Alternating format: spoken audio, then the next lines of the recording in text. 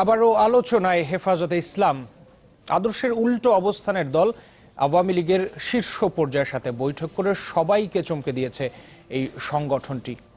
শাসক দলের দাবি, সমাজের একটি অংশকে মূল ধারায় ফেরাতেই বাস্তব পদক্ষেপ নিয়েছেন তারা। তবে একজন রাজনীতি বিশ্লেষক মনে করছেন, হেফাজতের সাথে এরকম সমঝোতা কোনো সুবিধা দেবে না আওয়ামী লীগকে। আরিফুল সাজ্জাদের রিপোর্টে বিস্তারিত। বছর চারেক আগে কওমি মাদ্রাসার শিক্ষক শিক্ষার্থীদের নেতৃত্বে গড়া এই শোডাউন চমকে দেয় সবাইকে। এটি এমন এক সময়ে ঘটে যখন যুদ্ধাপরাধীদের সর্বোচ্চ শাস্তির দাবিতে উত্তাল ছিল শাহবাগ। তবে সরকারের বাধায় শাপলা চত্বর থেকে পিছু হটতে হয় হেফাজতে ইসলামকে। এরপর বড় ধরনের আর কোনো কর্মসূচি করতে না পারলেও গত কিছুদিন ধরে আবারও আলোচনায় সংগঠনটি।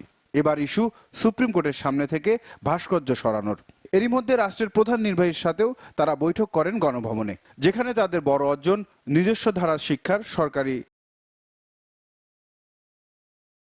স্বীকৃতি। গণভবনের সেই সন্ধ্যার আবহ নিয়ে রাজনীতির মাঠে চলছে নানা হিসেব নিকেশ।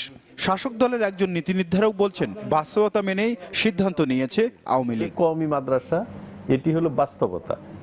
বাংলাদেশে প্রায় 14 লক্ষ ছাত্র আছে কওমি মাদ্রাসায়। কাজেই কিভাবে এই শিক্ষাটাকে কুসংস্কার মুক্ত করা যায়, যুগোপযোগী আধুনিক করা যায়, বিজ্ঞানসম্মত করা যায়, সেটি আমাদের লক্ষ্য। সেই লক্ষ্যকে নিয়ে করা হয়েছে। হেফাজতের সাথে বা রাজনৈতিক কোন রকম সমঝোতা আমাদের ওই দিন গণভবনে হয়নি। তবে একজন বিশ্লেষক বলছেন, ইসলামপন্থী দলগুলোর সাথে আওয়ামী লীগের সমঝোতা নতুন কিছু নয়। মূলত আওয়ামী লীগের বিভিন্ন শাসনামলেই কিন্তু আপনার ধর্মীয় ভিত্তিক যে শিক্ষার ধারাটা, এই শিক্ষার ধারাটা কিন্তু রাষ্ট্রীয় পৃষ্ঠপোষকতা পেয়েছে। এবং সর্বশেষ উদাহরণ হচ্ছে আপনার হেফাজতের সঙ্গে আমাদের মাননীয় প্রধানমন্ত্রীর যে আন্ডারস্ট্যান্ডিং। হেফাজত আওয়ামী লীগ অন্তরঙ্গতাকে ভোট টানার কৌশল হিসেবেও দেখছেন তিনি। সম্ভবত 19-এর ইলেকশনকে কেন্দ্র করে করেছে। এর আগে আমরা লক্ষ্য করেছি একবার হাফিজি হুজুর ওনার সাথে আপনার উনি করেছিলেন। তো এগুলো কিন্তু বেনিফিট সেভাবে দেয় না, কারণ বাংলাদেশের রাজনীতিটা হাইলি পোলারাইজড।